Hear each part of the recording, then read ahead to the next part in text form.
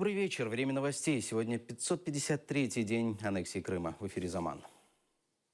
Верховный суд России уменьшил приговор сыну лидера крымско-татарского народа Мустафы Джемилева, Хайсеру Джемилеву, на 1,5 года. Его осудили за убийство, совершенное в мае 2013 года. Джемилев-младший застрелил Фивзия Демова из ружья своего отца. Краснодарский суд приговорил его к 5 годам лишения свободы в колонии общего режима. В Украине же Джемилева осудили на 3 года и 8 месяцев лишения свободы по статье «Непредумышленное убийство». За последние 2 месяца в аннексированном Крыму допросили 17 человек, провели 3 обыска, задержали 8 человек и привели к суду 18. Вместе с тем заведены 3 новых уголовных дела по политическим мотивам. Об этом сообщила координатор проектов Центра гражданских свобод Александра Романцова. В перечне политически преследуемых большинство крымские татары: Ахтем Чийгоз, Али Асанов, Мустафа Дегерменджи, которых обвиняют в организации и участии в массовых беспорядках. А также Руслан Зейтуллаев, Нури Примов, Рустам Ваид, которых арестовали якобы за причастность к террористической организации. По словам Романцовой, пока на полуострове нет никаких эффективных механизмов защиты от политических преследований. Всі 10 людей, які і зараз знаходяться заарештовані на території Росії, вже, слава Богу, увійшли в риторику наших і політиків, і депутатів. І зараз одне з, на жаль, найбільших проблем – це забезпечити цих людей їх законною допомогою адвокатів. Тому що жодних фінансів в державі на це немає, ну, так вона заявляє. Третий день в Верховной Раде депутаты выясняют отношения после событий «Черного понедельника». С утра в парламенте обговорили выход Ляшко из коалиции. Громких законопроектов в повестке дня не было. Пока радикалов нет в зале, депутат от партии «Блок Петра Порошенко» Ольга Червакова раскладывает листовки, на которых написано «Убийцы». Первым приходит Игорь Мосейчук от партии Ляшко и убирает их. Парламентские ссоры не утихают третий день. Депутаты продолжают бросаться обвинениями. Ваші маніпуляції і ваші дії вклали гранату цій людині в руки. Ця кров на ваших руках. Вбивці! От ваша політична відповідальність. Заява про вихід з коаліції не просто втеча. Це уникнення політичної відповідальності.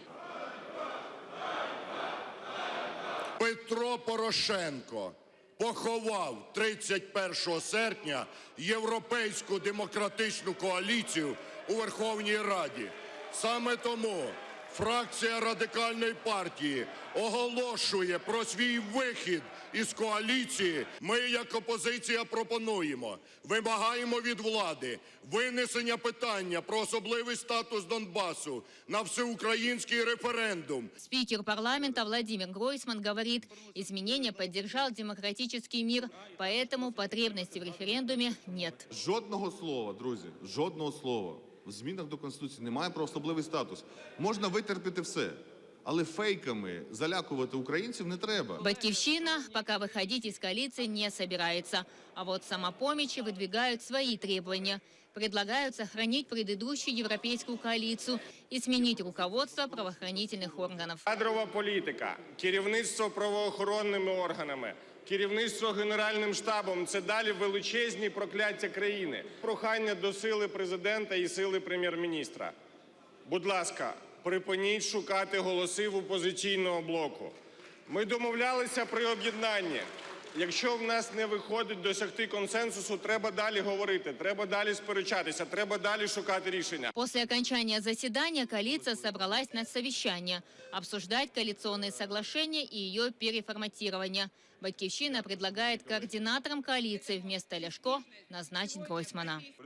Эльвина Седулаева, Эльдар Исматов, Заман, АТР. США ввели новые санкции против российских компаний, подозреваемых в нарушении американского закона о нераспространении вооружений по Ираку, Сирии и КНДР. Санкции коснутся Рособоронэкспорта, корпорации МИГ, Тульского КБ приборостроения, компании «Катод», корпорации НПО «Машиностроение». Меры вводятся на 2 года, передает телеканал «Дождь». МИД России возмущен санкциями США и обещает ответные. Владимир Путин предложил странам СНГ отказаться от доллара и евро. Президент России внес в Госдуму законопроект, который ратифицирует соглашение о создании единого рынка между Россией и 5 странами – Арменией, Белоруссией, Казахстаном, Киргизией и Таджикистаном. Валютные операции между участниками сделки можно будет осуществлять без промежуточного их пересчета на доллары или евро.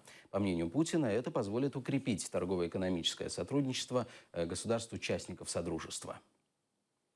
11-летний мальчик озадачил Путина вопросом о курсе доллара. Во время рабочей поездки президента России в Сочи школьник пытался выяснить, почему страна не может сказать «нет» подорожанию валюты США. Почему доллар растет, а мы не даем ему расти? Почему? У нас же все дороже становится. Это правда. Но не все. Почему? Наш экспорт становится дешевле. Ну, я понимаю. А это неплохая Ну, история. я понимаю, а почему мы ему даем расти? Почему сказать нет? Это мы не регулируем его нерыночным способом. Мы с тобой об этом еще подискутируем. Можно его задержать, но тогда мы быстро спалим все наши золотовалютные резервы и резервы правительства. У нас ничего не останется. А для того, чтобы у нас что-то все время было в ЗВшнике, и чтобы мы искусственно ничего не делали, мы должны это немножко отпустить, оказывая небольшое влияние на что Центральный банк и делает. В Крымском сельсовете в Ленинском районе жалуются на пустой бюджет. Председатель Марфовского сельсовета Российской администрации Крыма Павел Галбур рассказывает, сейчас местные власти не в состоянии решить вопросы об устройстве населенных пунктов, входящих в сельсовет. Единственные полномочия российской администрации села – следить, чтобы не растащили то, что еще осталось. 0 в бюджете. А потому что нету предложения. Нам то это не платит, то не платит. У нас вообще денег нету в данный момент. Мы еле-еле собираем деньги на зарплату аппарата. А так вообще ничего нет. В Севастополе будут судить россиянина, избившего девушку в салоне мобильной связи. 28-летнего жителя Алтайского края Павла Григорьева обвиняют в покушении на грабеж с применением насилия, передает Крыммедиа. 7 июня этого года подозреваемый в салоне сотовой связи напал на девушку-продавца. После инцидента злоумышленник скрылся с места происшествия. Впоследствии его задержали в Самаре.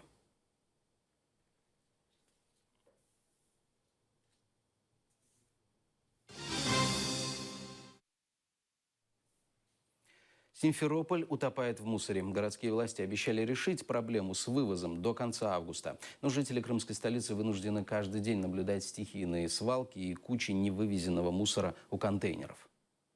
Кучи мусора прямо у дороги, рой пчел и мух. Эту картину жители улицы Киевской в Симферополе наблюдают каждый день. Это, наверное, демонстрирует работу городских властей. Ну и само это коммунальное предприятие, которое непосредственно занимается, следят за чистотой города. Ну, конечно, плохо. Разве что хорошего, мимо проходить мусорки. Очень плохо. А здесь ближе, нигде ему убирать, некуда убирать. Ничего не делается. Ну, грязно, сами видите, центр как бы города. До каких пор у нас в центре города будут вот эти свалки? Они с незаконной торговлей. Здесь людям жить невозможно, дышать невозможно. Сейчас дождь пройдет, будет вонище неимоверное. Василий Митрофанович торгует на Киевской каждый день. Говорит, неясно, кто ответственный за этот участок. Иногда сюда приезжает мусоровоз, но это мало помогает. Раньше уборщица была. Да. Сейчас никакой уборщицы. Сейчас появился кто-то один. Ну, убирает частично. Да. Без метелки и без этого. Мусор лежит кучами рядом с тем участком, где ведется стихийная торговля. Но стихийщики утверждают, это не их отходы. Здесь мусор выкидывают вот с магазина. Вот. В основном это все идет с рынка, а не от нас. Стаканчики откуда? Видите? Вот стаканчики откуда? Что, наши стаканчики? Ну, у нас мы вот за дом ходим, и там у нас стоит мусорка, мы все туда вываливаем. Здесь мы сюда вообще не выходим. Подобная ситуация в других районах Симферополя. Многочисленные жалобы граждан городским властям вынудили главу городадминистрации Геннадия Бахарева на прошлой неделе пообещать, что в конце августа вступит в силу новый график вывоза мусора, который поможет очистить улицы крымской столицы. Но сегодня 2 сентября, а проблема с мусором так и не решена.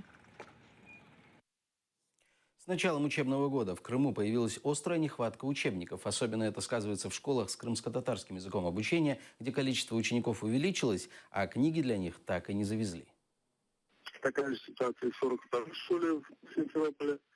Такая же ситуация и в Зуйской школе, и у нас вот в Литвиненко такая ситуация. Это связано с тем, что в прошлом году, когда делали заявку на российские учебники, они посчитали количество учеников в каждом классе.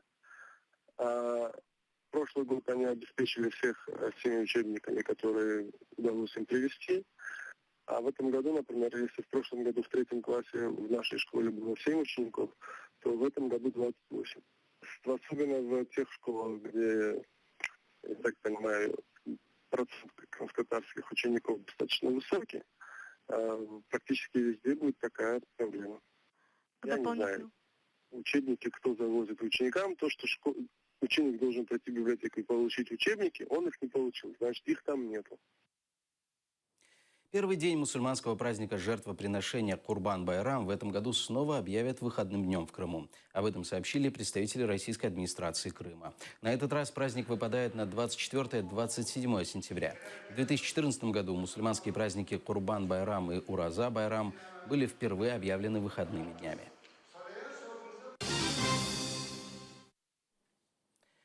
Крымско-татарский культурный центр «Куреш» запустил тестовое вещание своего радио «Куреш». Об этом сообщил глава правления Крымско-татарского культурного центра «Куреш» в Херсоне Ибрагим Сулейманов.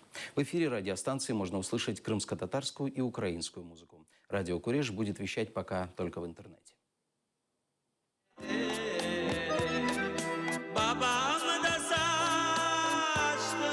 Сегодня первый день.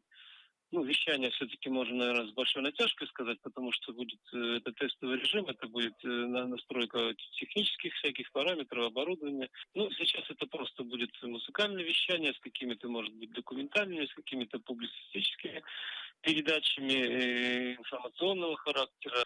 В перспективе мы, в принципе, планируем еще делать радио все-таки интерактивное, со своими программами, со своими передачами. Также на Херсонщине в детском саду открылась крымско-татарская группа. Она была сформирована в детском саду «Родничок» в поселке Новоалексеевка Генического района. На торжественном открытии группы побывали представители Херсонской облгосадминистрации и местного меджлиса. В селе Янджукой, ныне Путиловка Бахчисарайского района, прошла встреча односельчан. На празднике собралось более 100 человек. Подробности в сюжете. Мероприятие началось с молитвы уроженца села Янджукой Аблямита Алядинова. Встречи односельчан в Янджукой проходят вот уже 25 лет. В этом году людей меньше, чем в предыдущие годы, всего около 100 человек.